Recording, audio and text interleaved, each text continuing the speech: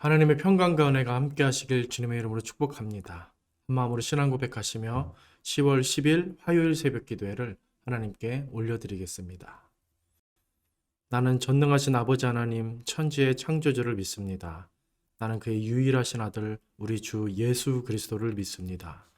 그는 성령으로 잉태되어 동정녀 마리아에게서 나시고 본디오 빌라도에게 고난을 받아 십자가에 못 박혀 죽으시고 장사된 지 사흘 만에 죽은 자 가운데서 다시 살아나셨으며 하늘에 오르시어 전능하신 아버지 하나님 우편에 앉아 계시다가 거기로부터 살아있는 자와 죽은 자를 심판하러 오십니다. 나는 성령을 믿으며 거룩한 공교회와 성도의 교제와 죄를 용서받는 것과 몸의 부활과 영생을 믿습니다. 아멘. 사랑과 은혜의 아버지 하나님, 오늘도 우리를 말씀 앞으로 기도의 자리로 불러주시니 감사드립니다. 더욱 주님 의지하는 하루가 되게 하시고 믿음으로 사는 그런 주 안에서 삶이 되게 하여 주시옵소서. 예수님의 이름으로 기도드립니다. 아멘. 하나님의 말씀 마태복음 20장 20절에서 28절까지 말씀입니다. 신약성경 마태복음 20장 20절에서 28절까지 말씀 제가 봉독합니다. 그때 세베대 아들의 어머니가 그 아들들을 데리고 예수께 와서 절하며 무엇을 구하니 예수께서 이르시되 무엇을 원하느냐 이르되 나의 이 두 아들을 주의 나라에서 하나는 주의 우편에 하나는 주의 좌편에 앉게 명하소서. 예수께서 대답하여 이르시되 너희는 너희가 구하는 것을 알지 못하는도다. 내가 마시려는 잔을 너희가 마실 수 있느냐. 그들이 말하되 할 수 있나이다. 이르시되 너희가 과연 내 잔을 마시려니와 내 좌우편에 앉는 것은 내가 주는 것이 아니라 내 아버지께서 누구를 위하여 예비하셨든지 그 일이 얻을 것이니라. 열 제자가 듣고 그 두 형제에게 대하여 분이 여기거늘 예수께서 제자들을 불러다가 이르시되 이방인의 집권자들이 그들을 임의로 주관하고 그 고관들이 그들에게 권세를 부리는 줄을 너희가 알거니와 너희 중에는 그렇지 않아야 하냐니 너희 중에 누구든지 크고자 하는 자는 너희를 섬기는 자가 되고 너희 중에 누구든지 으뜸이 되고자 하는 자는 너희의 종이 되어야 하리라. 인자가 온 것은 섬김을 받으려 함이 아니라 도리어 섬기려 하고 자기 목숨을 많은 사람의 대속물로 주려 함이니라. 아멘. 오늘 본문 말씀은 예수님이 예루살렘에 들어가시기 직전에 있었던 내용입니다. 가장 먼저 등장하는 인물은 흥미롭게도 세베대 아들들의 어머니라고 나오는데 그녀의 이름은 살로메이며 그 아들들의 이름은 예수님의 제자였던 야고보와 요한입니다. 그녀가 예수님께 절하며 부탁하는 말이 있었습니다. 자기 두 아들을 주의 나라가 임할 때 하나는 오른쪽에 하나는 왼쪽에 앉게 해달라는 요청이었습니다. 쉽게 말해서 예수님이 정권을 잡거나 권력을 손에 주시면 내 아들들을 좀 가장 높은 자리에 앉혀달라고 그렇게 간청하는 겁니다. 마치 지금 우리가 사는 현대시대에도 볼 법한 그런 모습이 아닌가 싶어서 참 흥미롭습니다. 오늘 이 살로메의 당찬 요청은 아마도 변화산의 사건을 근거로 하고 있지 않을까 생각이 듭니다.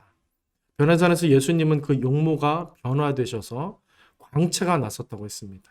옆에 모세와 엘리야도 영광 중에 함께 있었습니다. 그리고 그 현장에 누가 있었냐면 베드로와 더불어 그들의 아들 살로메의 아들 야고보와 요한이 있었습니다. 아마도 그때 그들은 예수님의 놀라운 모습에 홀딱 반해서 이후 여러 이적들을 행하시는 또 모습들까지도 보면서 가족 회의를 이들이 하지 않았을까 그런 생각이 좀 듭니다. 오늘 마태복음에는 그들의 어머니가 예수님께 요청한다고 나오지만 마가복음은 같은 본문 10장에서 야고보와 요한이 직접 이런 내용을 예수님께 요청한 것으로 나옵니다. 아마도 두 복음서를 함께 생각할 때 정황상 당시 어머니가 좀 같이 있었고 함께 의논한 끝에 다른 제자들보다 앞서서 예수님께 요청한 것으로 추측이 되는 것입니다. 하지만 오늘 본문의 주안점은 이들 가정이 아닙니다. 24절 보시면 이들의 이런 모습을 본 다른 열 제자들, 나머지 제자들이 모두 분이 여겼다라고 나옵니다. 즉 모두가 같은 마음이었고 같은 욕심이었다는 겁니다. 다만 우리가 한 발 늦었다라고 하는 질투와 시기 같은 것이 그들에게 있었던 거고, 결국 지금 모든 제자들은 예수님과 전혀 다른 생각, 전혀 다른 꿈에 사로잡혀 있다는 데에 오늘 본문의 주안점이 있어 보입니다. 처음에 말씀드렸던 것처럼 지금 이 본문의 중요한 배경은 예루살렘입니다. 오늘 본문 다음 장인 21장에 보시면 예수님이 예루살렘에 입성하는 장면이 나옵니다. 우리가 복음서를 집중해서 읽으면 쉽게 눈치챌 수 있는데 예수님이 줄곧 이 예루살렘 입성을 목표로 지금까지 달려오셨다는 점입니다. 그래서 복음서의 구조를 보면 예수님을 향하시는 예수님과 예루살렘을 향하시는 예수님과 예루살렘에 들어가시는 예수님으로 나누어서 볼 수 있을 정도로 복음서의 기자들은 의식적으로 이 예루살렘을 향하시는 예루살렘을 들어가시는 예수님을 기록하고 있습니다. 그렇다면 과연 예루살렘에서 예수님이 무엇을 하시려는 겁니까? 십자가에 못 박혀 죽으시는 그 일을 위함인 것입니다. 지금까지 그분의 모든 이적과 권위 있는 말씀들, 치유와 또 능력의 행위들은 모두 이 예루살렘에서 십자가 사역을 완수하기 위한 일들이었던 것입니다. 그분의 궁극적인 목적지는 바로 이 예루살렘이었던 겁니다. 그곳에서 이루실 십자가 죽음 사역에 방해가 되는 요소들을 아주 엄격히 통제하시고 경계하시면서 당신의 여정을 진행시키셨던 예수님입니다. 그런 예수님께 야고보와 요한 그리고 10명의 제자들은 당신의 뜻이 이루어지는 그 영광의 날이 도래하면 우리들 모두를 높은 자리에 앉혀달라고 요구하고 있었던 겁니다. 동상이몽이라는 사자성어가 딱 어울리는 그런 상황이 아닐 수 없습니다. 그래서 예수님 뭐라고 하십니까? 22절에 보시면 너희는 너희가 구하는 것을 알지 못한다 라고 하시며 내가 마시려는 잔을 너희가 마실 수 있겠느냐? 의미심장한 질문을 던지십니다. 그러자 뭐라고 합니까 이들이? 예수님이 왜 예루살렘에 가시는지도 모르고 기다렸다는 듯이 네, 할 수 있습니다 라고 대답합니다. 3년을 동고동락했던 제자들이 이런 상태인 것입니다. 예수님의 생각과 뜻과 의도를 이렇게도 착각하고 있었던 겁니다.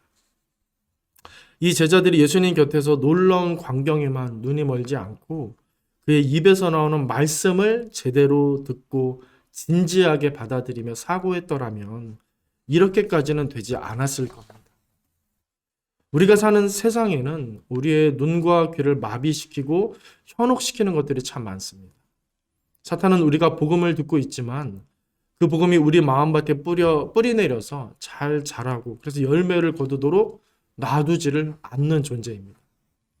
예수님이 공생애를 시작하실 때 사탄 마귀에게 시험을 받으셨던 일을 기억하실 겁니다. 그때 예수님이 어떻게 대처하셨습니까? 사람이 떡으로만 살지 않는다 하시며 하나님 말씀을 무기 삼아서 이들을 대적했습니다.